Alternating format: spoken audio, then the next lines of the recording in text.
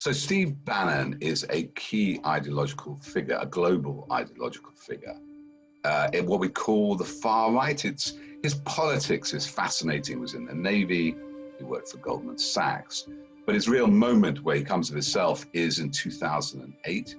Though he'd worked for Goldman Sachs, he recognized public discontent with the financial system after the crash, and he became a great agitator for the Tea Party. Now, what he says is that he admires people like Julius Evola, who's a far-right Italian thinker who's kind of proto-fascist, but it's a lot about national identity.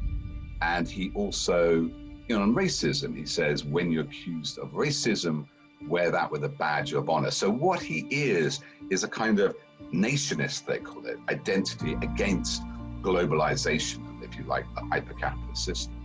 Oddly enough, though, he's a beneficiary of that hyper-capitalist system. He hangs around in big yachts, and it's a global nationalist movement. So he has tried to set up these institutes in Italy, has obviously, as we'll get to, worked in America and the UK and across Europe.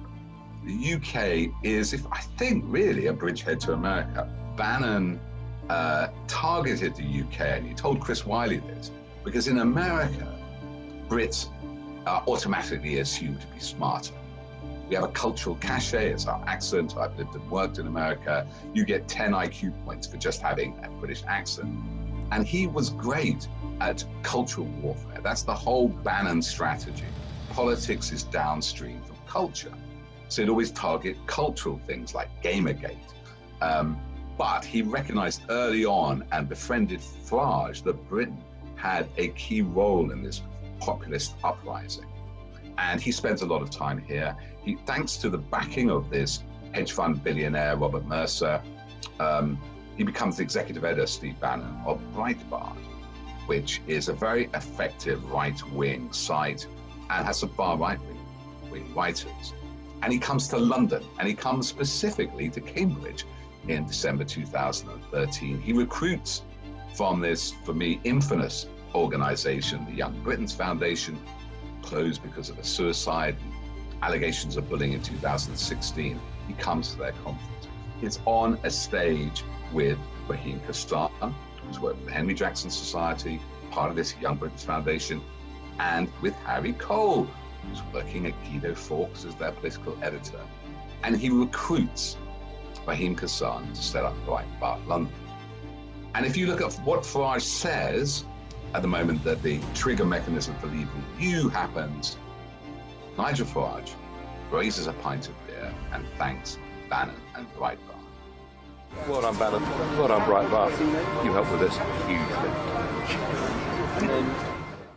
But there's one strand, it's the Leave EU strand. That's why Farage, Banks, Wigmore, and Kassam, who was Nigel Farage's aide-de-camp, are in the golden lift with Donald Trump in 2017. That's because of Bannon. That's the Brexit-Trump connection in one golden lift. But the key thing, I think, which unites Vote Leave, Leave EU, the Farage group, the Johnson group, and Trump, and eventually Russia, is people always forget that Steve Bannon was the co-founder of Cambridge Analytica. They go on about Alexander Nix. It's kind of never mentioned in reports, but Chris Wylie, who I know, met him. He had the vision of this, what he calls a weapon, his weapons, in the culture wars. And that would be using online profiling, if you like, fake news, and all the data you can gather in the modern age to create this political polarization to target voting. Cambridge Analytica, why they closed, why Facebook was fined billions, was that they hacked the profiles, the likes, the psychological profiles, the data, very valuable data of 75 million people. I was one of them. And I got this notice that all my likes had been taken, and you can profile from 100, 200 likes. You know a lot about somebody. The rumor is you know more about them than they do themselves after 300 likes. And my direct messages to anybody who used this app they import.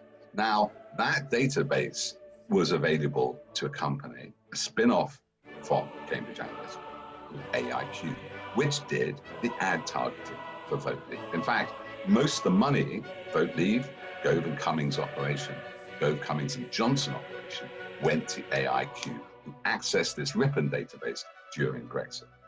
So in effect, Bannon's work, his illegal work, I mean, Cambridge Analytica hacked Facebook profiles, 75 million at least, was key in Brexit for both campaigns and was key in Trump.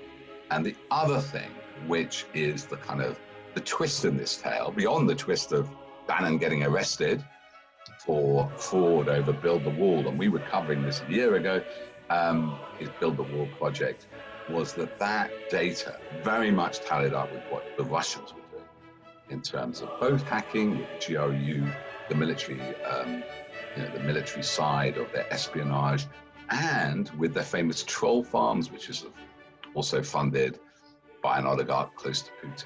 Just to commemorate this moment of Bannon's unfortunate demise, we've compiled a box set on Byline Times of our coverage of Bannon, all these kind of international and particularly British connections.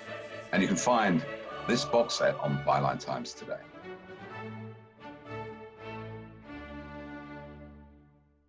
And now, here are your hosts, Stephen K. Bannon and Brian Kolfage. Welcome back. This is Stephen K. Bannon. We're off the coast of Saint-Tropez in southern France in the Mediterranean. We're on the $1 million yacht of Brian Kolfage. And Brian Kolfage, he took all that money from Build the Wall. No, we're actually in Sunland Park.